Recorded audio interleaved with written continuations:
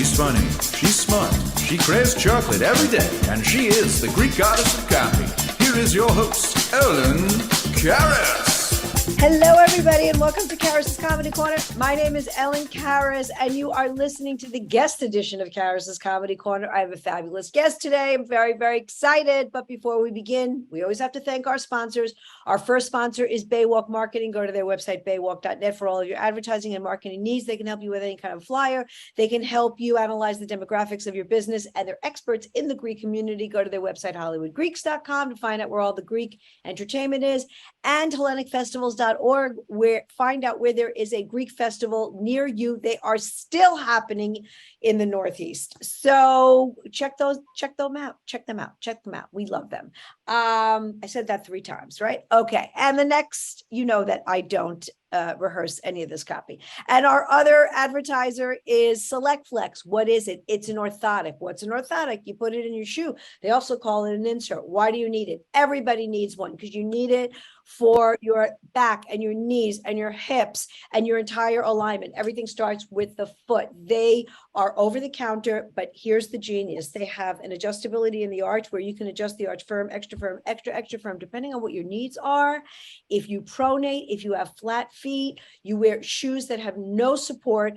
They're great in just about every work boot, Uggs, sneakers. I never work out without them. And if you go to their website, selectflex.com, SELECTFLEX.com, you can get a 25% discount if you type in the code family25, FAMILY 25, because you, my listeners, are like my family, except I fight with you a lot less. All right. Go to their website. Fantastic. And I always say this, best invention since suitcase on wheels. All right. Very excited. I've got a guest today who I just met 3 minutes ago, which I love. I love meeting people and interviewing people that I don't know. I did do a little research on her. Very, very impressive. Let me put my glasses on for this one. An author, fiction, nonfiction, you name it. If you like self-help and sassy and spooky, I like the spooky a lot. Spicy, there's like food involved. She's got a plethora of books. And if anybody knows who's been listening, especially to my solo edition, I've been writing a book for 10 years and nothing has happened. So maybe I can get a little motivation. Maybe she's got a class. I don't know. I need something.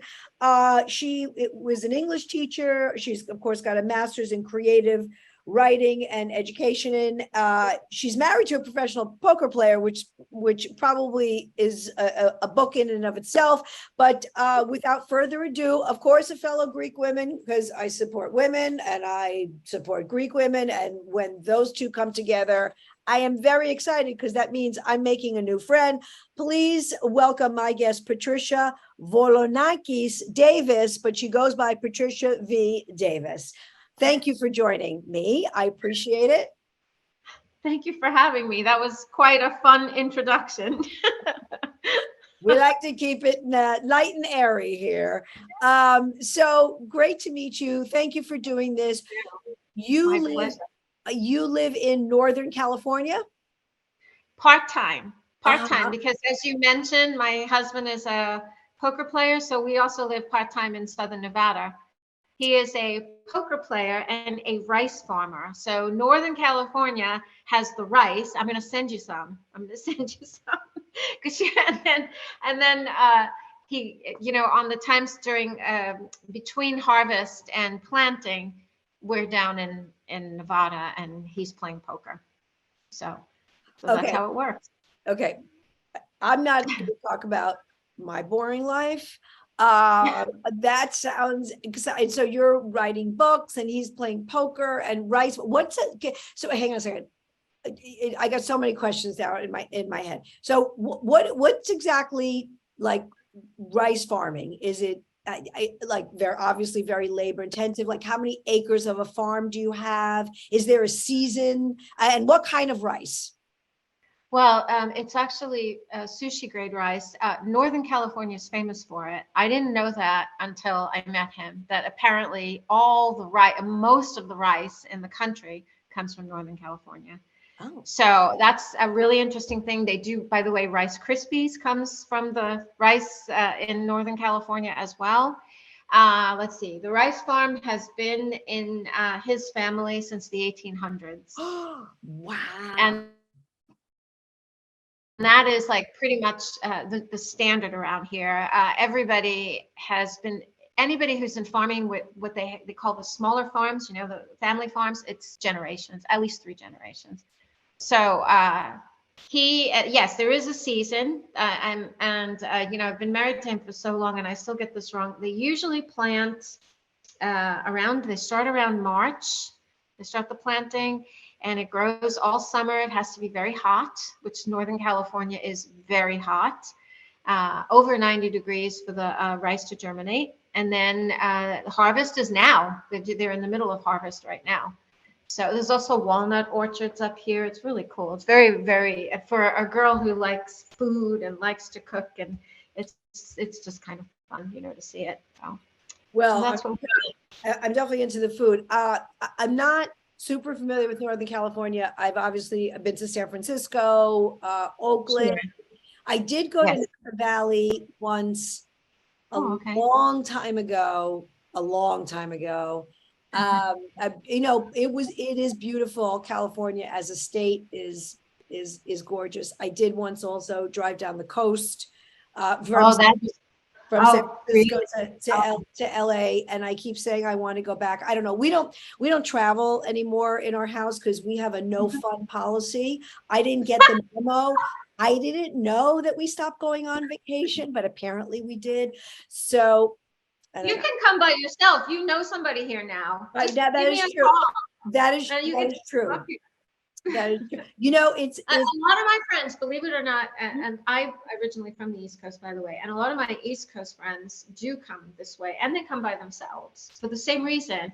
Husbands or partners, whatever, decided they don't want to travel anymore. And so I've had a couple of friends come. They come to Nevada. They come to California. It's fun. It's really fun. It's a real invitation. They would love you out here. They would love you. Well, I just want to say something about you, which was after Maria introduced us, I went over and I started looking at some of your comedy, and I thought it was hilarious. And the part that I really loved so much was the part where you said, I'm 109 pounds, but 87 pounds of it is my ass, because I have a Greek ass, you know? So I have to admit, I was very curious. And I went to your Instagram page and I was looking to see if you had an 87-pound ass, which you do not have, by the way. It's a very nice. I'm actually, my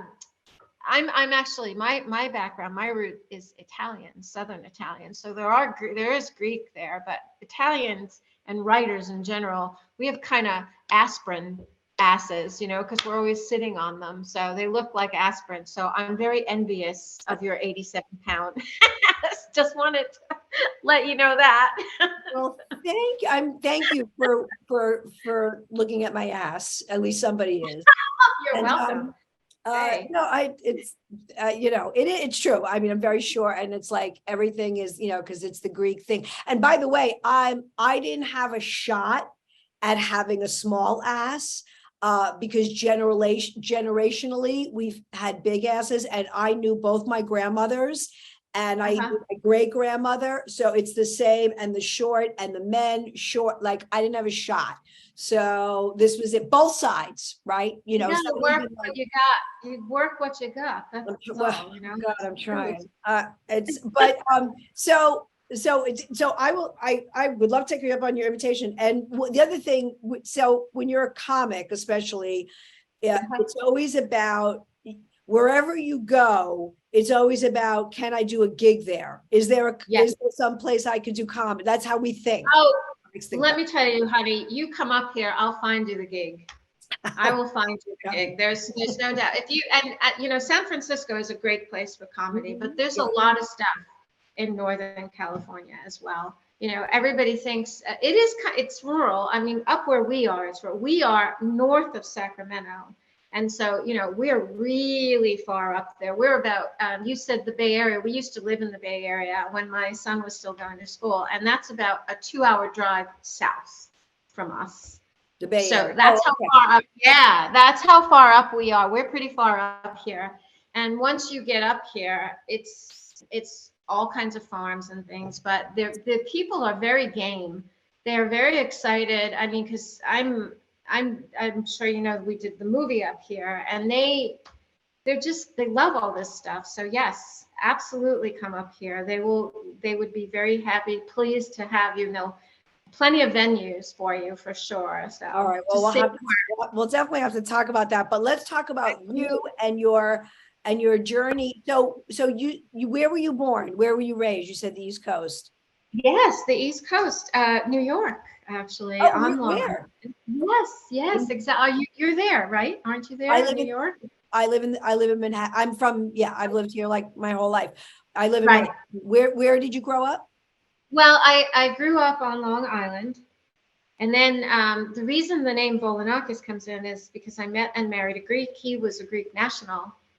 And we met when we were in our early 20s. And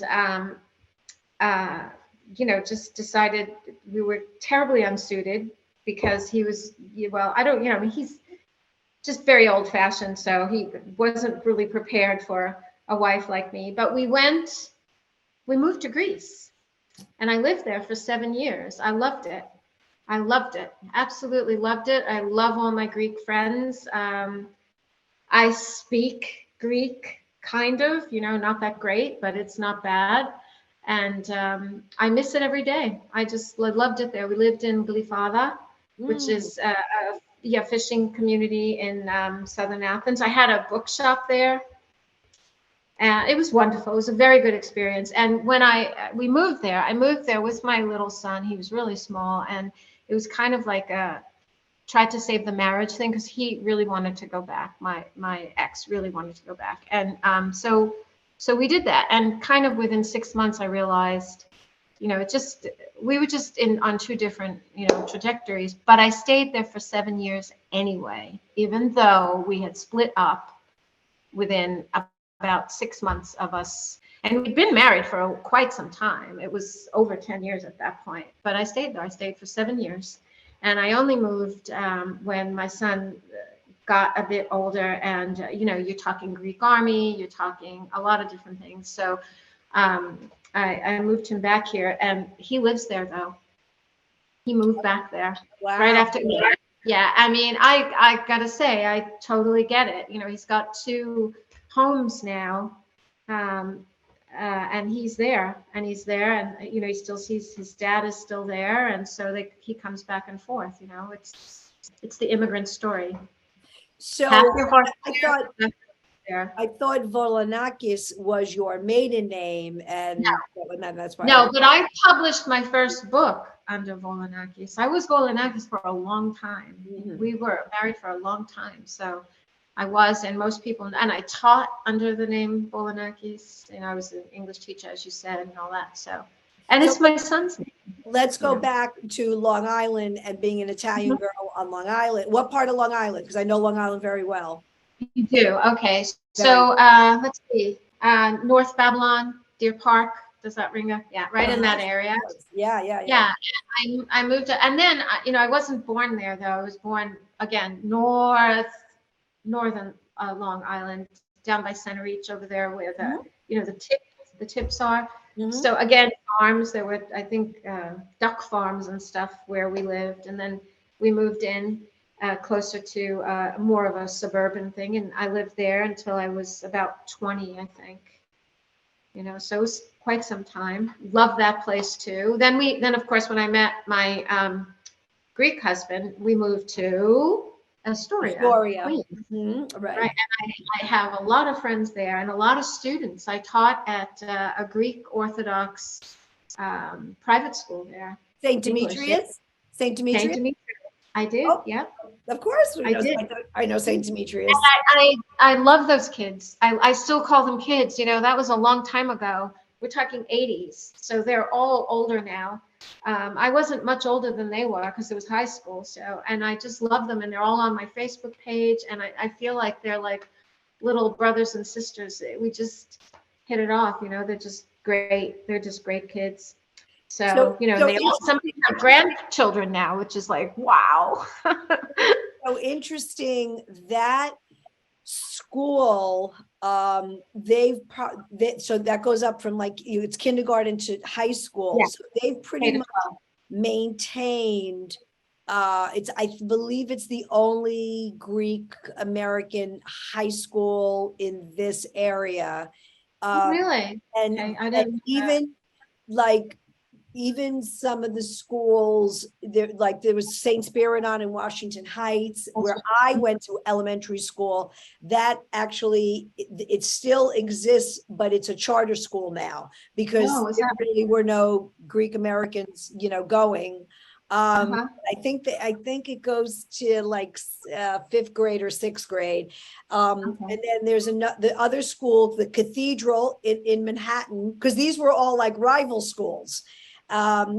Because the boys would play basketball and all that. And then the Cathedral school went up to 8th grade, and now they're down to like 5th grade. So it's changing. And then there's Greek American Institute. And so they're there, but they're smaller. But St. Demetrius, my point is, it's still pretty robust. As a matter of fact, I have a friend from here, from Manhattan.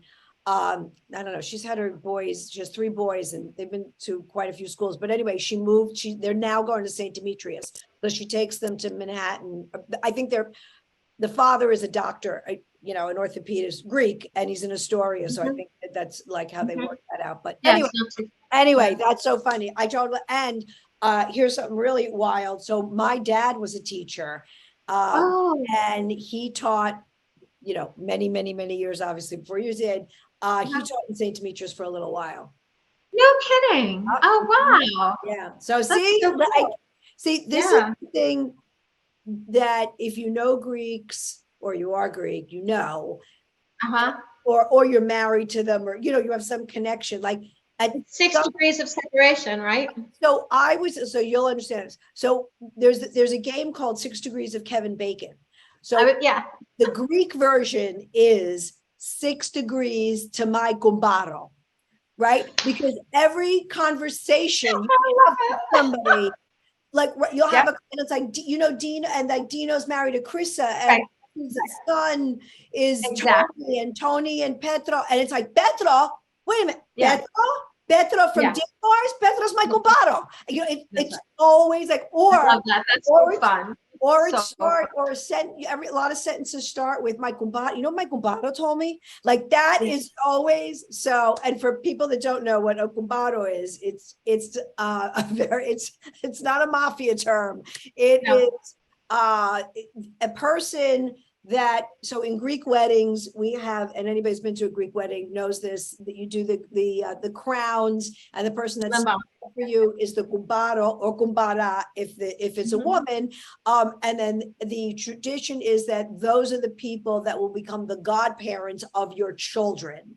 So, and when and if you didn't do the crowns, but you are a godparent, you are considered gumbara. So even though, like, I mean, I'm a godmother like 9 times, some are my sisters, and then my cousins, my sisters, so my sisters, but like my cousins, you know, they're also were gumbari. So anyway, that my little that's how it works. It's almost a guarantee that if we sit and we keep talking, we know people together. It's almost a guarantee. In fact, the fun part is that when I started writing, I started a blog back in the day. We're going back, you know, when people were blogging a lot, and some people from Greece connected with me, and then one day I'm on their blog, one person's blog, and I see this person whom I've never met in person, but we were always talking on our blog, is at St. Demetrius.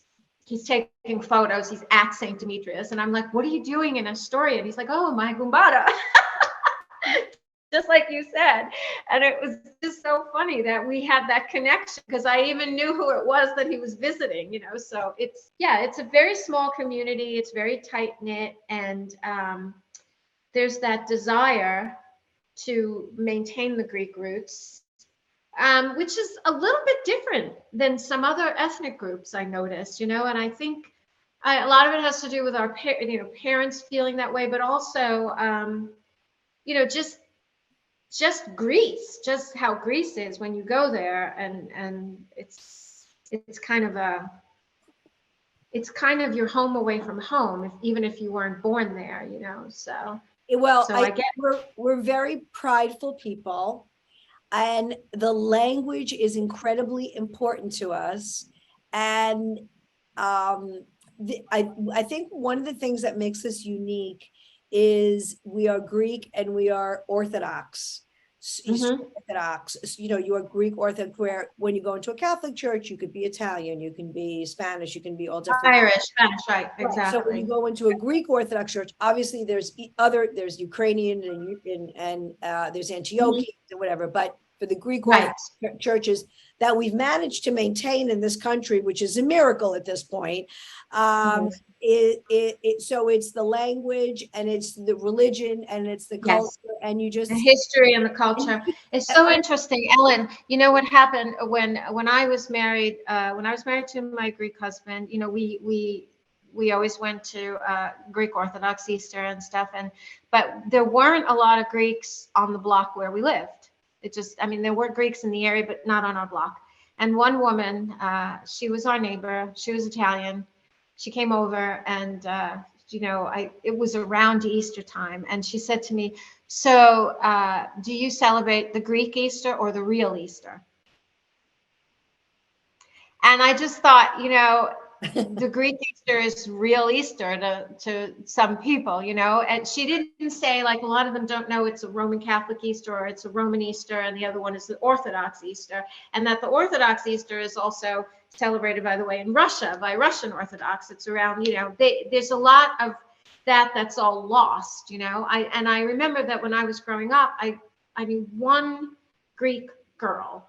And we always thought it was so interesting because back then you went home from school for Easter break, and then they changed it and they called it spring break, as later on. But she never got Easter break because her Easter only fell on the Roman Catholic Easter once every 4 years. So a lot of times we'd be back at school and she'd still be talking about my parents, my grandparents are coming for Easter. And we're like, what do you mean Easter? Like, Easter was over 3 weeks ago and stuff, So it's it makes sense to me that a community that's kind of a little bit of an outlier in some ways, that they're going to want to stick together and they're going to want to be with other people who get it, get how they live and all that. And I just think it's so interesting because so much comes from Greece. Even they always talk about ancient Greece, but there's just so much that comes from Greece, and they just don't have like a giant lobby. They just seem to be kind of low key, So it takes people like you to go there and find it and go, wow, this is really nice. Well, I like this. You know what? We have a lot of traditions that are still maintained that people know, like and by the way, when you said Easter, I call ours Easter, Basca, and I call the other Easter Xeni Easter. It's the Xeni, there you go. The stranger Easter. So, right, yeah. So, but like everybody knows we do lamb, like there's certain things that people know. And honestly, all it takes is to have that one Greek neighbor, and you'll learn so much. My whole life, actually, it's funny, we're having this conversation, I'm having these flashbacks of how many times now I'm especially since doing comedy, because I have a whole Greek American act, and I'm much I saw that. And I'm I much saw that. You do too. Yeah. You do too, don't you? You do for the Greeks, and then you do just and for the Xenis. The Xeni comic. And then I call it New York, the Xeni comic. And I'm much more, and I've been much more in the last 20 years. It's like so much more. I went back to church. I teach Sunday school. I'm like so much more in my culture than I was, certainly. Because I used to, even though I grew up that way, I went through my rebellion of like, I don't want to be like that. And like, it's weird and, all that kind of stuff. But anyway, so I think, but I think back of like all the people that'll be like, oh yeah, I went to school with Effie Papadakis, and I remember her grandmother coming out with the apron with the powdered sugar on her apron because she just made one of those cookies. What are the cookies with sugar? And a lot of stuff is always like connected with food. But I have to say, I don't know when you were in New York last, but like growing up, of course, we would never go out for Greek food, but even still, there weren't really that many Greek restaurants. And like 20 years ago, Greek restaurants really started to pop up. And it was almost like people were like discovering something new. And it's just like, where have you been? Like, I've had feta on my table like my entire life. Like that was my first food. So it was I still miss those restaurants. And do you remember the Olympics, going back to the Olympics? What happened? This was a really interesting thing, was that people who went there to report on the Olympics for the first time, Americans anyway, were tasting Greek wines, and they were raving about the Greek wines because at that time, Greece didn't really export a lot of those wines. They just had them in Greece, or you brought them back in your suitcase, if you will, whatever. And they just were raving. I always thought the wines were good. I always loved the wines, And then the next thing you know, you started seeing them on shelves and things like that.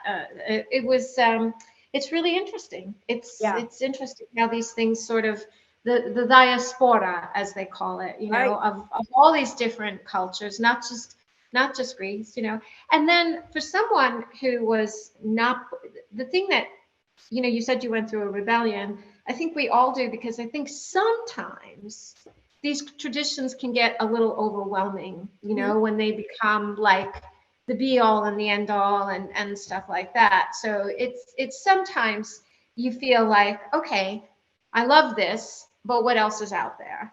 Like I want to experiment and try some other things, and you do, and it makes you a bigger, more interesting person and a more well-rounded person. But you kind of always want to go back to your roots sometimes, because there's a lot of memory in it, and a lot of people that you love, and traditions and stuff like that. So yeah.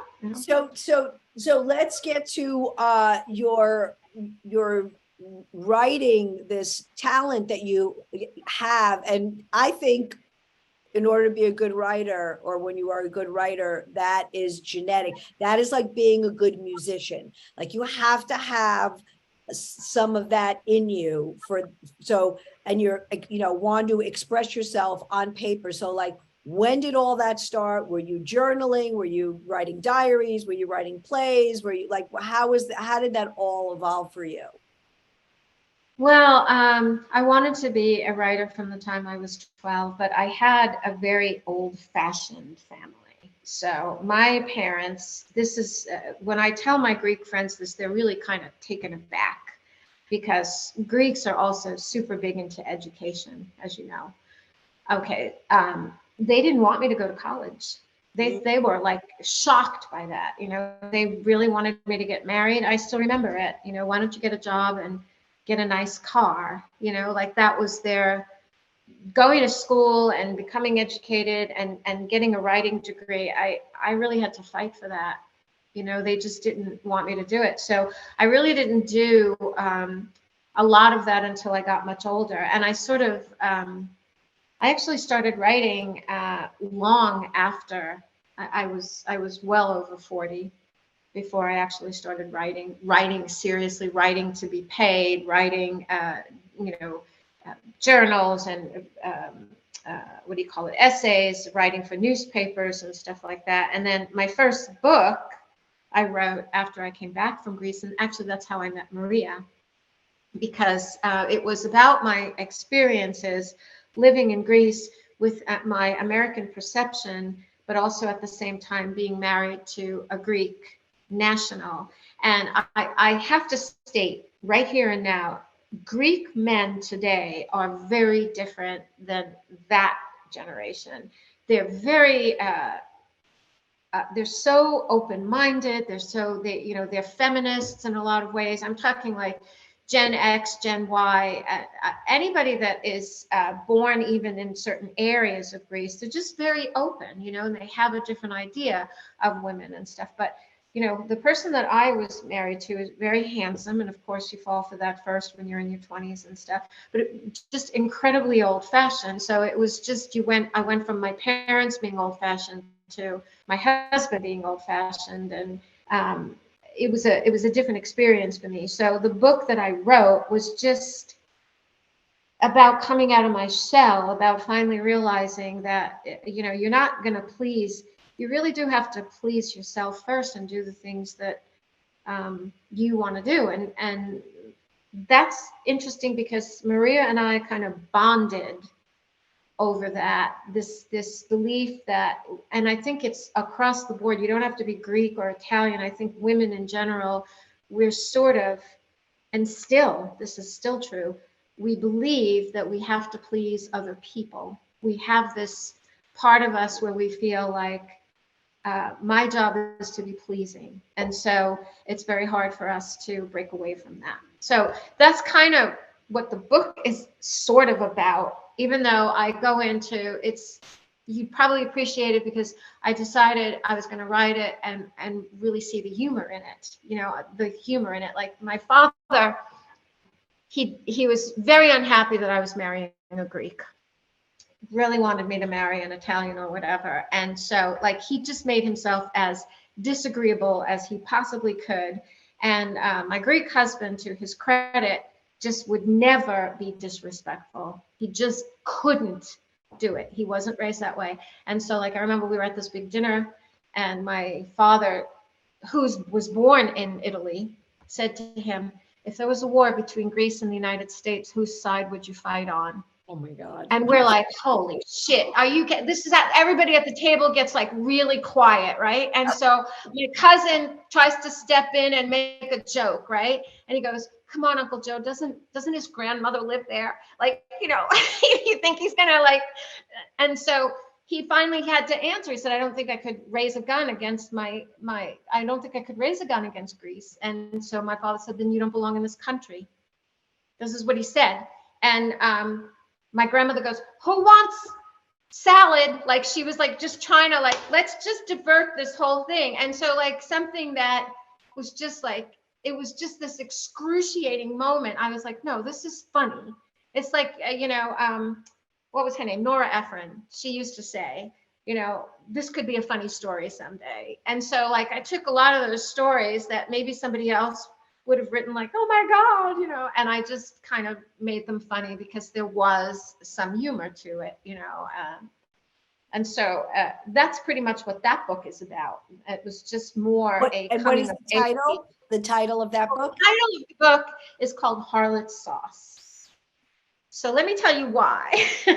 Because Harlot Sauce is Salsa Putanesca, and you've had it. You've had it at an Italian restaurant. It's a Southern Italian dish. It's very it's spicy. It's very thick red sauce, and it was invented by prostitutes in Naples. It had a lot of ingredients that were very cheap, very quick and easy to fix, and it was really delicious. And the smell of it, as it was cooking, would attract customers, you know, and they could eat it quickly and between clients and stuff. So it's Salsa Putanesca, which it's the same in Greece as puta, you know, putana, puta. And this sauce, that thick red sauce, my ex-husband hated it. He hated it. He liked the Greek kima, you know, the brown sauce with a little bit of cinnamon and stuff, which that's another thing. Like people who are American, they've never heard of that. Like, why is there cinnamon in this sauce? But it's actually delicious. And it makes sense once you taste it. You're like, this is wonderful, actually. But that's what he was used to. And again, another funny story. My mother offered him some of this sauce. He didn't want to be impolite and say no, thank you. So he ate it and got sick. As soon as we left, he literally got sick because just the tomato was too strong for him or whatever. So we had a lot of these cultural mishaps, if you will. And it was, and that's, then when I went to Greece and I realized I'm trying too hard to fit in here and I might as well just be me. It just changed everything because people are drawn to you if you're authentic. Just be who you are. It doesn't matter if you're not Greek or not Italian or you make this sauce or that sauce. What matters is sincerity and just showing, revealing who you are. And that's kind of what the story is, but just done in a really funny way. So your first novel, how many books have you written in total? In total, 5 so far, and just the one screenplay, which is being produced now. It's actually, we're pretty much done. We're just about ready to start launching it to film festivals and stuff. So I'm. Oh wow! So I'm sorry. What is the name of that film? Livia's House. Livia's House. It's spelled with a Y though, not an I. And there are 4 Greeks in it, by the way. 4 Greeks. So yeah, and so there's the director. The director is Greek. The lead actor, who's adorable, he's just a wonderful person. Joshua Malekos is his name, and he was 24 when we filmed.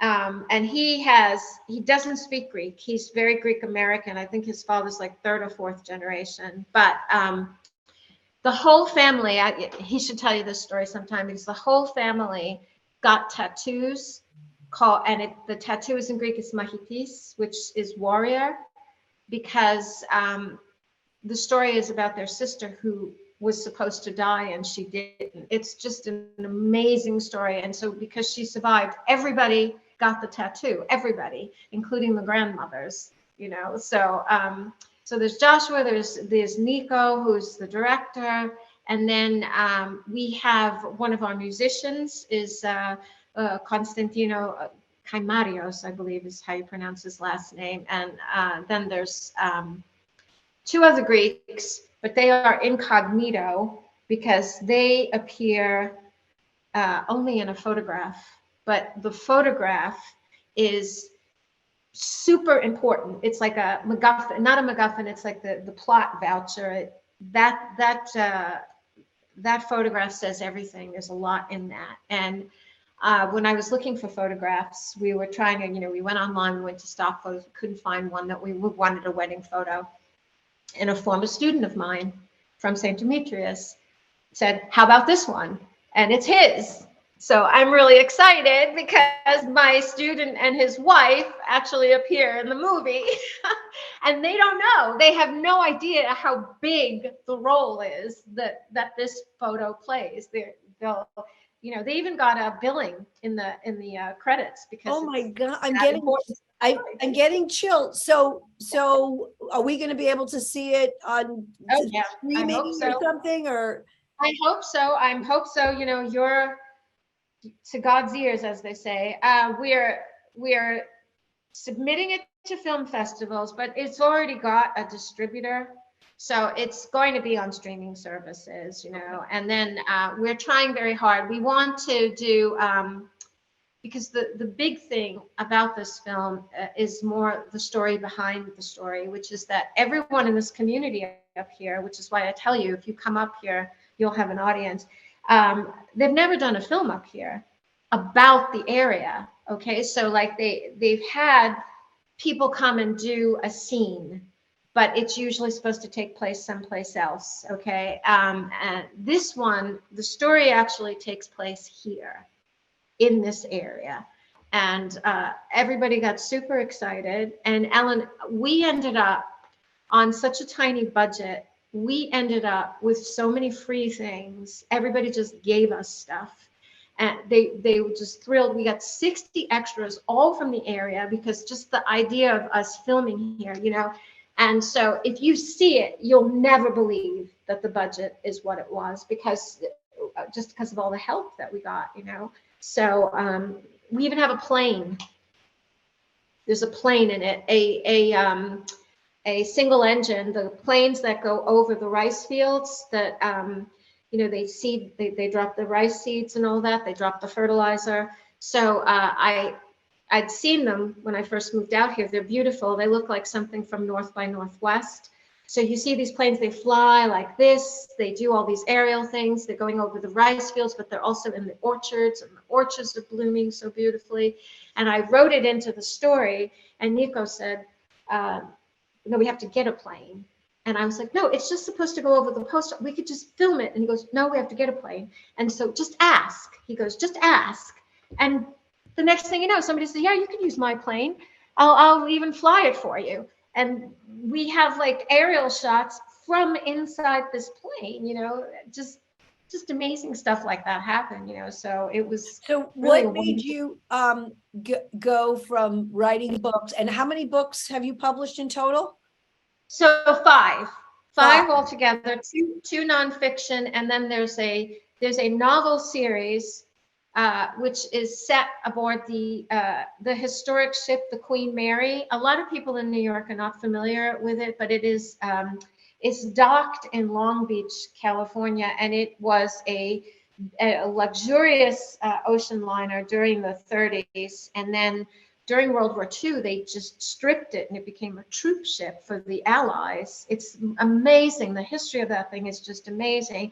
And then finally she retired, and she's been in Long Beach as a museum since the 60s. Okay. So I saw that ship and I just got inspired to write this story about four women. It's so funny. I named one of my characters after Maria too, as well, but in that series. And this just is 3 books, you know. What's the title of the book? It's called the series is called The Secret Spice Cafe. The first book is Cooking for Ghosts. The second one is called Spells and Oregano, and the third one is Demons Well Seasoned. And it's like just these 4 women. They come from all different backgrounds, and they meet on a food blogging site. Of course, there's food in it. There always is. Meets on a food blogging site, and then they open a restaurant aboard this floating hotel and museum. And there are ghosts on this ship. People believe that there are ghosts on this ship. And I've had some really amazing experiences on the ship, which if anything's going to be haunted, it would be this ship because of just its history, you know. And so there are ghosts in the story, but the ghosts are there to try to steer these women away from their angst and their, you know, their figurative ghosts, you know. So, and there's, of course, a murder mystery involved in it as well. So that was going really well. And the Queen Mary had us aboard the ship. They do a Secret Spice Cafe dinner and tour, which was very exciting. And then COVID hit, you know. And so the ship closed down. And it's still closed because now it needs repairs, they've discovered. And so it was just a time where, you know, a lot of authors were like, what are we going to do? Because nothing's open. Bookshops are not open. You can't do any in-person events. And everybody was out there, Ellen. Everyone was on the internet, including authors like Stephen King, you know. So like, how is a mid-list author going to compete? How many times can you sit in front of a computer and listen to books? So I just thought, you know what? I'm going to write a screenplay. And that's what I did. I wrote the screenplay because I'm really in love with my husband. He's just a really wonderful person. And I wanted people to see farmers in a different light than they do in Hollywood. You know, like farmers in Hollywood are always John Boy Walton, or they're, you know, killing kids in some basement somewhere and eating them and all that stuff, you know. And they're all very... they're yokels, rednecks, and whatever you want to call them. And my husband's father was a Stanford engineer. He was a farmer, but he went to Stanford with an engineering degree. And most of the farmers I know here are incredibly intelligent. And they are, I gotta just say it, they are freaking feeding the whole goddamn country. And it is really hard work. It's just amazing. And most people don't know about it, you know, because you just go to the supermarket and you get your rice and you have no idea like what it takes to bring that rice to the supermarket, or how much is lost. What happens if there's a drought? What happens, you know, if the weather doesn't get hot enough for the rice to grow? There's just tons of stuff. Same thing with everything else that they grow here. You've got lemons, you've got peaches, you've got walnuts, almonds, just everything. A lot of stuff comes from California, north and south, you know. And so I wanted that. I said, what story can I write that people will be interested in, that just gives them a look at farming in a different capacity. And we have this really cool house here.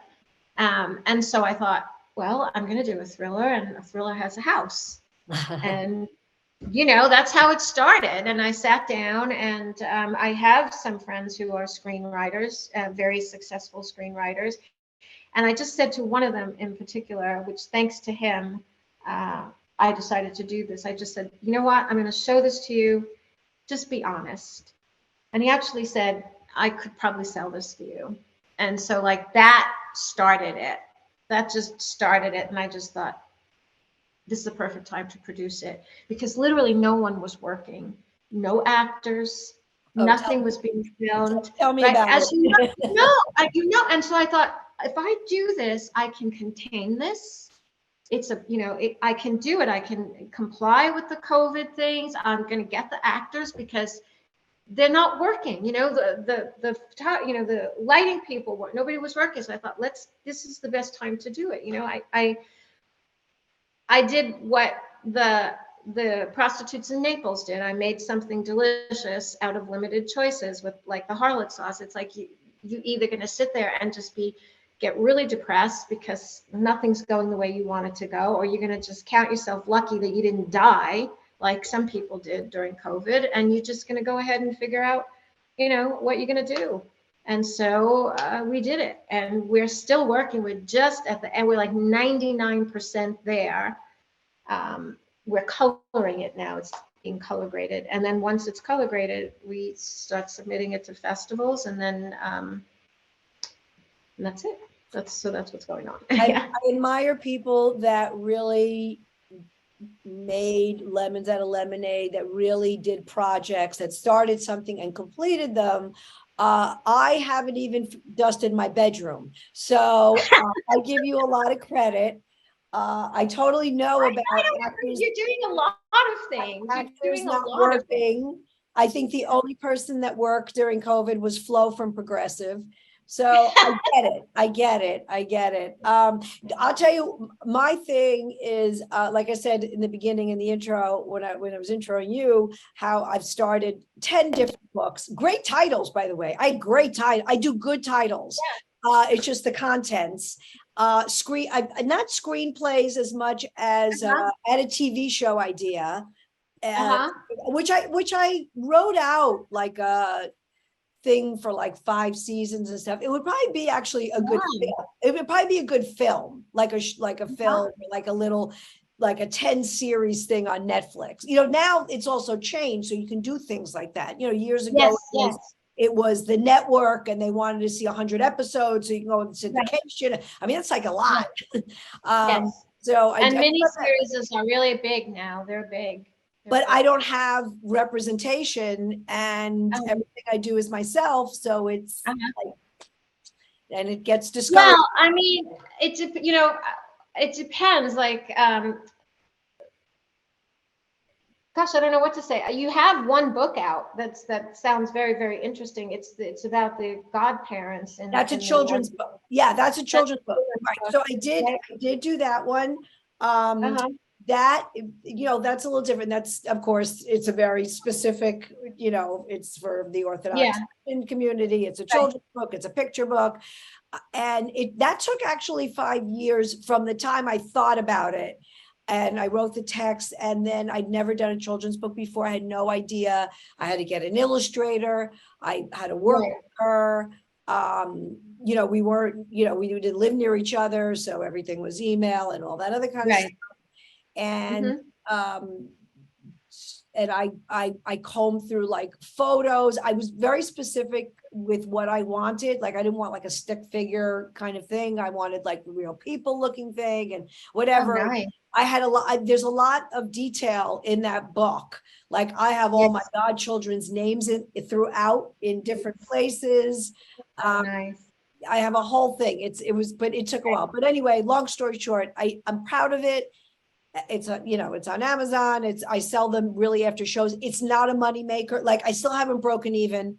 Right. I don't sell them for a lot, and that's it. It really was more of a personal thing because Sure. the Sunday A school passion thing. it Yeah. was a passion thing. And my Mhm. aunt, who's my godmother, who's like the best godmother ever, also was a teacher and a librarian. So it was an homage to her. So, it was a Of very, course. yes. And I'm glad I did it. And I did do it.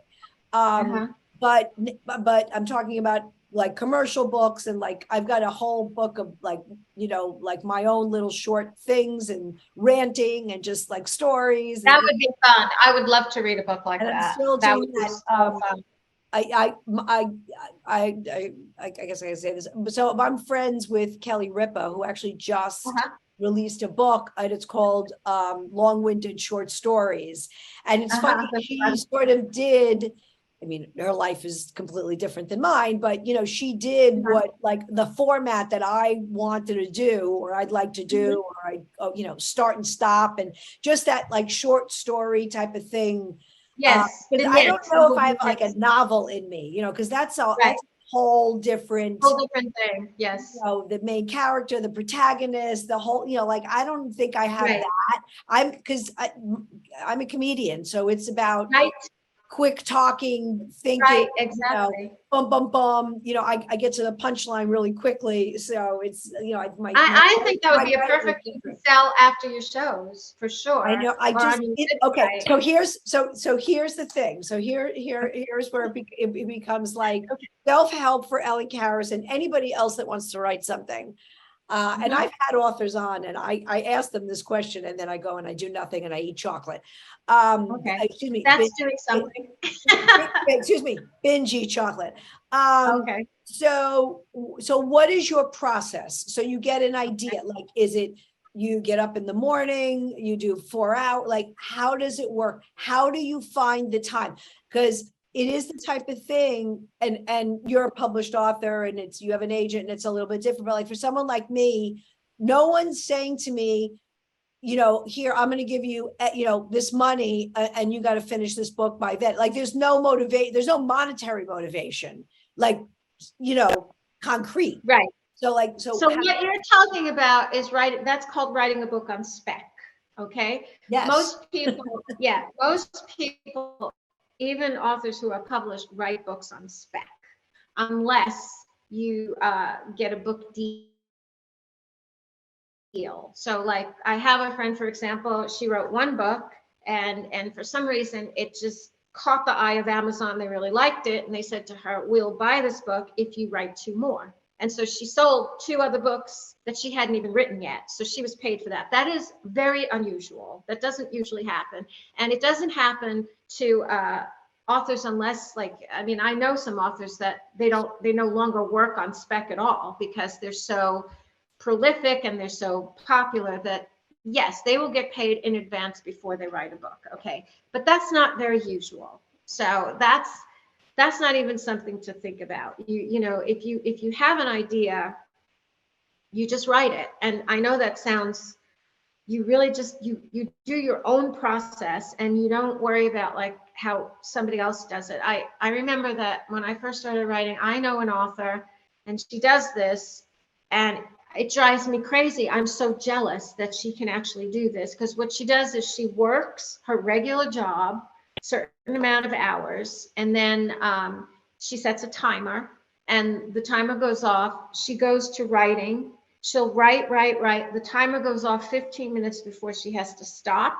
She knows she's got 15 minutes to close the whole thing up before she goes on to her next thing. If I had to work like that, I'd kill myself. I don't have that with me. I don't. My thing is, if I start writing, and I'm just lucky. I'm married to the man I'm married to, because he doesn't have expectations, the way my previous husband did, like where's dinner and stuff like that, and he has his own passions. Like, I won't see him for a weekend if it's a poker tournament, let's say, and we're fine like that. So like we have a weird kind of an unusual thing going on anyway. But if I want to write something and I get into the zone, I'm not going to stop until I'm done with it, but I have that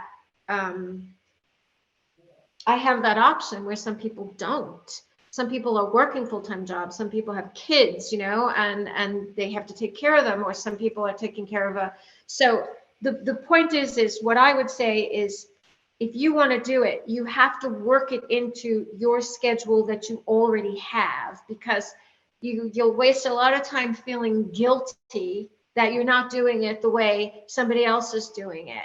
Like these very short little things that you come up with, you could, which I do have. I have a pad and a pen while I'm driving. If I get to a stoplight and I think, oh, that's the word I wanted to use in that sentence, I'll write it down, and I just stuff the note in my bag. Some people do it on their phones, like if you have a great idea and it's a paragraph, a story, like the ones that you tell when you do your stand-up, write it down. Just write it down. Just put your little scraps of paper here, there, and everywhere. And then one day just sit down and just start compiling it.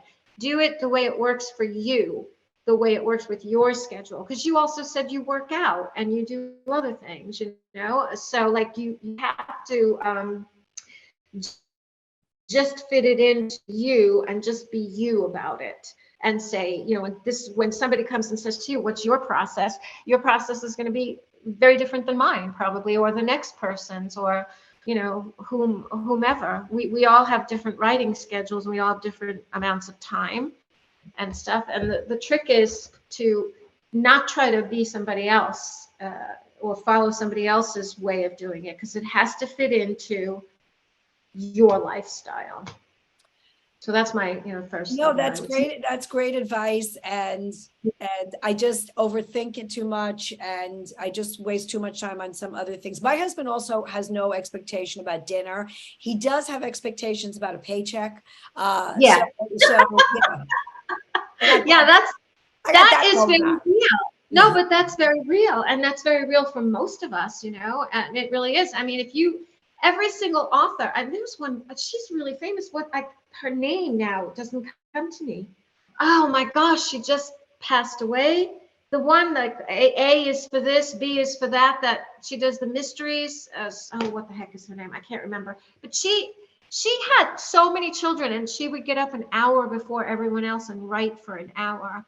Not Carol Higgins. Carol Higgins. Yes, I think that's who it was, right? And I'm like, Mary how Higgins Clark. Mary Higgins Clark. How did she do that? Like, I could never do that. I need coffee. I need an hour to myself, but no, that's how she did it. So like, that's the most important thing. It's like, okay, what time do I have? And can I do it in this amount of time, and what do I want to write? And like, what you want to write sounds like it's perfect for you, because it would be so much fun to read it, so I hope so. that's what I would do.